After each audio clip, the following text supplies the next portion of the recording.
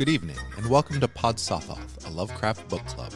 I'm your host and narrator, Todd Beardsley, and thanks for joining me. Tonight's reading is The Descendant by H.P. Lovecraft, first published in the second issue of Leaves in 1938. Please be aware, this is a horror podcast, so it might not be for everyone. Notably, this story fragment touches on the ravages of age and dementia, the Roman Empire in medieval England, the dreaded Necronomicon, 90s-era Satanism, and a nihilistic longing to escape the natural world. If these topics are likely to trouble you, you're urged to skip this episode. The Descendant by H.P. Lovecraft. In London, there is a man who screams when the church bells ring. He lives all alone with his street cat in Gray's Inn, and people call him harmlessly mad. His room is filled with books of the tamest and most puerile kind, and hour after hour he tries to lose himself in their feeble pages. All he seeks from life is to not think. For some reason, thought is very horrible to him, and anything which stirs the imagination he flees as a plague. He is very thin and gray and wrinkled, but there are those who declare that he is not nearly so old as he looks. Fear has its grisly claws upon him, and a sound will make him start with staring eyes and sweat-beaded forehead. Friends and companions he shuns, for he wishes to answer no questions. Those who once knew him as a scholar and aesthete say it is very pitiful to see him now. He dropped them all years ago, and no one feels sure whether he left the country or merely sank from sight in some hidden byway. It is a decade now since he moved into Gray's Inn, and of where he had been he would say nothing till the night young Williams bought the Necronomicon. Williams was a dreamer, and only 23, and when he moved into the ancient house he felt a strangeness and a breath of cosmic wind about the gray, wizened man in the next room. He forced his friendship where old friends dare not force theirs, and marveled at the fright that sat upon this gaunt, haggard watcher and listener. For that the man always watched and listened no one could doubt. He watched and listened with his mind more than his eyes and ears, and strove every moment to drown something in his ceaseless poring over gay, insipid novels. And when the church bells rang, he would stop his ears and scream, and the gray cat that dwelt with him would howl in unison till the last peal died reverberantly away. But try as Williams would, he could not make his neighbor speak of anything profound or hidden. The old man would not live up to his aspect and manner, but would feign a smile and a light tone, and prattle feverishly and frantically of cheerful trifles. His voice every moment rising and thickening, till at last it would split in a piping and incoherent falsetto. That his learning was deep and thorough, his most trivial remarks made abundantly clear, and Williams was not surprised to hear that he had been to Harrow and Oxford. Later it developed he was none other than Lord Northam, of whose ancient hereditary castle on the Yorkshire coast so many odd things were told. But when Williams tried to talk of the castle, and of its reputed Roman origin, he refused to admit that there was anything unusual about it.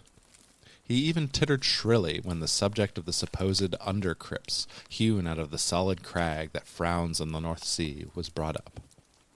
So matters went till that night when Williams brought home the infamous Necronomicon of the mad Arab Abdul al-Hazred. He had known of the dreaded volume since his 16th year, when his dawning love of the bizarre had led him to ask queer questions of a bent old bookseller in Chandos Street, and he had always wondered why men paled when they spoke of it.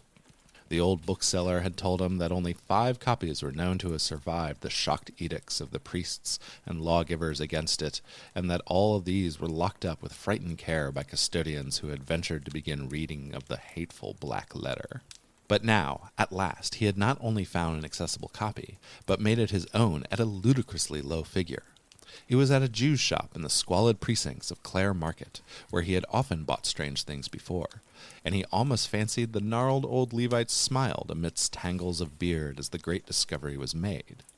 The bulky leather cover with a brass clasp had been so prominently visible, and the price was so absurdly slight. The one glimpse he had of the title was enough to send him into transports, and some of the diagrams set in the vague Latin text excited the tensest and most disquieting recollections in his brain. He felt it was highly necessary to get the ponderous thing home and begin deciphering it, and bore it out of the shop with such precipitate haste that the old Jew chuckled disturbingly behind him. But when at last it was safe in his room, he found the combination of black letter and debased idiom too much for his powers as a linguist, and reluctantly called on his strange, frightened friend for help with the twisted medieval Latin. Lord Northam was simpering inanities to his streaked cat, and started violently when the young man entered. Then he saw the volume and shuddered wildly, and fainted altogether when Williams uttered the title. It was when he regained his senses that he told his story, told his fantastic figment of madness in frantic whispers, lest his friend be not quick to burn the accursed book, and give wide scattering to its ashes. There must, Lord Northam whispered, have been something wrong at the start, but it would never have come to a head if he had not explored too far. He was the 19th Baron of a line whose beginnings went uncomfortably far back into the past.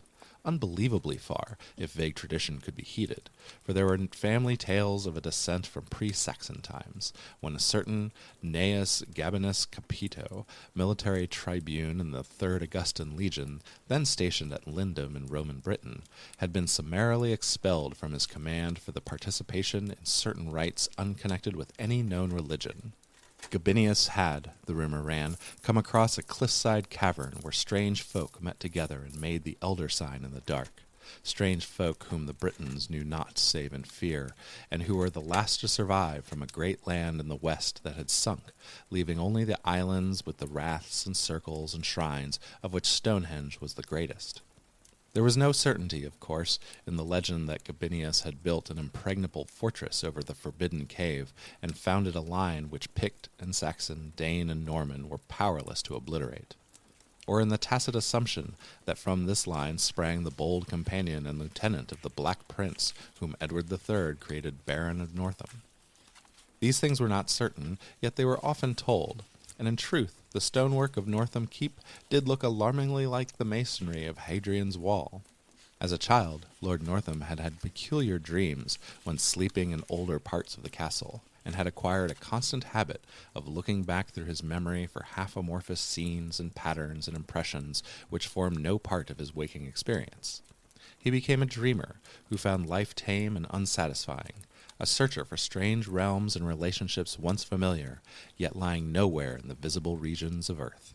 Filled with a feeling that our tangible world is only an atom in a fabric vast and ominous, and that unknown domains press on and permeate the sphere of the known at every point, Northam in youth and in young manhood drained in turns from the founts of formal religion and occult mystery.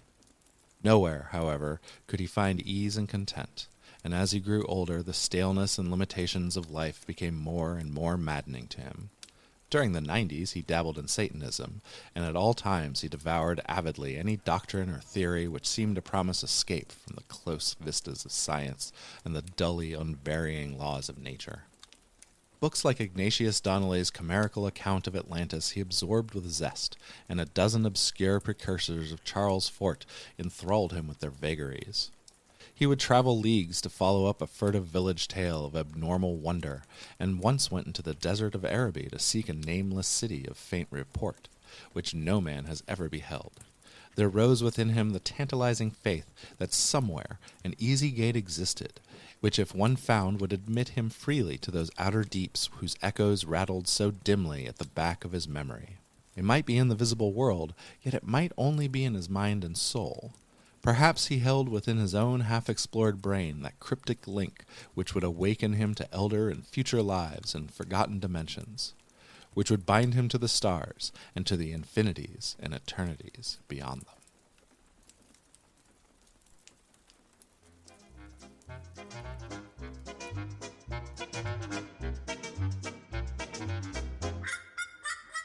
This has been The Descendant by H.P. Lovecraft, as read by me, Todd Beardsley. Please join me in our next episode wherein Claire and I will analyze, discuss, and make puerile jokes about this story and its themes and related elements. Until then, if you happen to come into possession of a suspiciously inexpensive copy of the dreaded Necronomicon, maybe think twice before using it to torture your elderly housemate.